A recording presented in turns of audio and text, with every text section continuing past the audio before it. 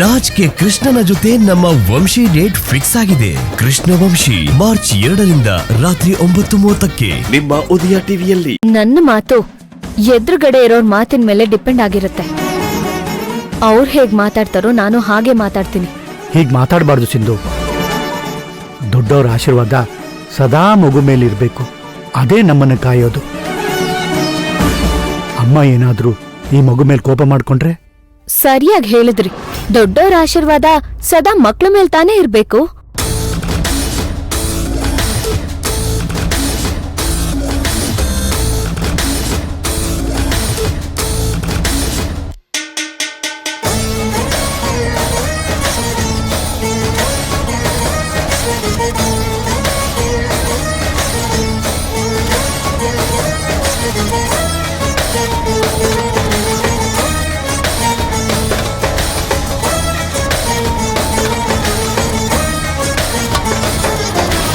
ಅಮ್ಮ ಸಿಂಧು, ಏನ್ ಮಾಡ್ತಾ ಇದೀಯಾ? ಬೀಗ್ರೆ, ಸರಿಯಾಗೇ ಮಾಡ್ತಿದ್ದಾಳೆ ನನ್ನ ಸೊಸೆ.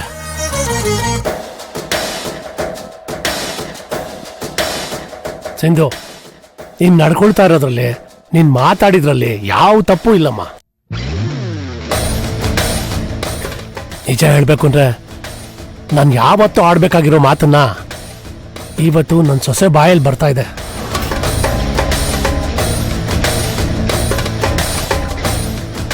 ಈ ಮನೆಯಲ್ಲಿರೋ ಅಹಂಕಾರ, ದರಿದ್ರ ಹೋಗೋದಕ್ಕೆ ನಿನ್ನ ಮಾತುಗಳೇ ಸರಿಯಾದ ಮದ್ದು.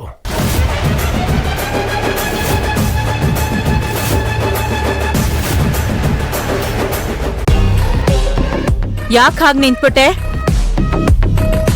ನಾನು ಹೇಳೋದ್ರ ಬಗ್ಗೆ ಸ್ವಲ್ಪ ಯೋಚನೆ ಮಾಡೋ ಥರವಾ? ಈ ಮಿಡ್ಲ್ ಕ್ಲಾಸ್ ಜನ ನಮ್ಗಾಗಲ್ಲ ಅಂತ 1000 ಸಲ ಬಡ್ಕೊಂಡೆ. ನೀನ್ ನನ್ ಮಾತ್ ಕೇಳಲಿಲ್ಲ. ಅಮ್ಮ, ನೀನ್ ಸುಮ್ನೆ ಇರೇ ವಸು. ನಿನ್ನ ಈ ಅತಿಯಾದ ಪ್ರೀತಿಯಿಂದಾನೆ ಅವ್ರ ಕೈ ಮೀರಿ ಹೋಗಿದ್ದು. ಏನೋ ನಿನಗ್ ನಾವು ಕಮ್ಮಿ ಮಾಡಿದ್ದು? ಅಜ್ಜಿ, ದಯವಿಟ್ಟು ಈ ವಿಷಯನ ಇಲ್ಲಿಗೆ ಬಿಟ್ಬಿಡಿ. ಬಿಡಲ್ಲ. ಇವತ್ತಲ್ಲ, ನೀನು ಲವ್ ಮಾಡಿದ ವಿಷಯ ಗೊತ್ತಾಗಿದ್ದ ದಿನಾನೇ ಇದನ್ ಮಾತಾಡ್ಬೇಕಾಗಿತ್ತು ಅಲ್ವೋ? ನಿಮ್ಮಮ್ಮ ವಸು ನಿನ್ ಮೇಲ್ ತನ್ ಪ್ರಾಣನೇ ಇಟ್ಕೊಂಡಿದ್ಲಲ್ಲೋ. ಅವಳಿಗೆ ಈಗ ನೀನ್ ಮಾಡೋದು? ಈಗ ನಾನು ಏನ್ ಹೇಳಿದ್ರು ನೀವು ಕೇಳೋ ಪರಿಸ್ಥಿತಿಯಲ್ಲಿಲ್ಲ ಬಿಡಿ. ನಾನಲ್ಲ, ನೀನು ನಿಮ್ಮಮ್ಮನ್ ಮಾತ್ ಕೇಳೋ ಪರಿಸ್ಥಿತಿನಲ್ಲಿಲ್ಲ ಬಿಡು. ಪಾಪ ವಸುಂಧ್ರ ನಿನ್ ಮದ್ವೆ ಬಗ್ಗೆ ಎಷ್ಟೊಂದ್ ಕನ್ಸ್ ಕಟ್ಕೊಂಡಿದ್ಲು. ಆದ್ರೂ ನಿನ್ನ ಆಸೆಗವಳು ಅಡ್ಡ ಬರ್ಲಿಲ್ಲ.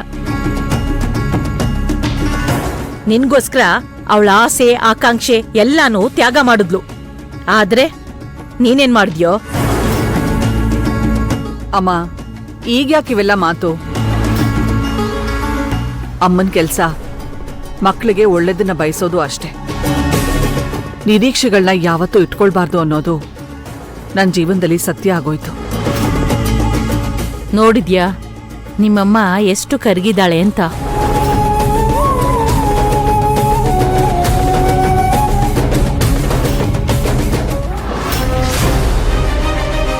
ಸಿಂಧು, ಎದ್ರು ಬೇಡಮ್ಮ. ಖಂಡಿತವಾದಿ ಲೋಕಕ್ಕೆ ವಿರೋಧಿ ಅಂತ ದೊಡ್ಡವ್ರು ಹೇಳಾಗಿದೆ. ಮುಂದುವರ್ಸು. ಬೀಗ್ರೆ, ಇವಳು ಆಡೋ ಮಾತಿನಿಂದ ಪಾಪ ಭವಾನಿ ನೋವು ಅನುಭವಿಸ್ಬೇಕಾಗುತ್ತೆ. ಅದಕ್ಕೆ ನೀವೇನು ಯೋಚನೆ ಮಾಡ್ಬೇಡಿ. ನಾನ್ ಎಲ್ಲಾನು ಸರಿ ಮಾಡ್ತೀನಿ.